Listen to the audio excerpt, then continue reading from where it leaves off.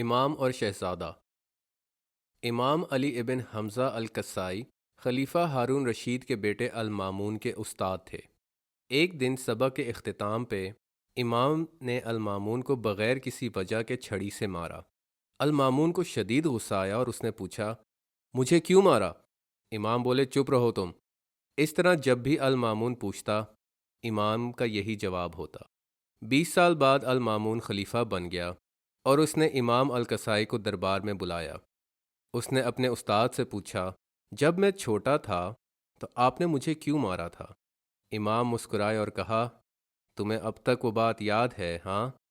مامون بولا، مجھے آج تک یاد ہے۔ تمام درباری امام کی طرف متوجہ تھے۔ امام بولے، تاکہ تم یاد رکھو کہ ظلم بھولتا نہیں، تاکہ تم رعایا کے ساتھ ظلم نہ کرو۔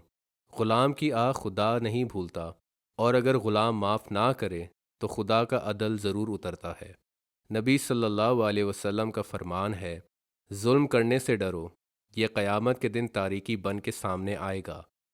باتوں کا المامون پہ گہرا اثر ہوا اور اس نے وعدہ کیا کہ وہ رعایا کے ساتھ رحم دلی اور انصاف کا معاملہ رکھے گا اور ملک بھر میں ظلم کو ختم کرنے کے لیے محنت کرے گا۔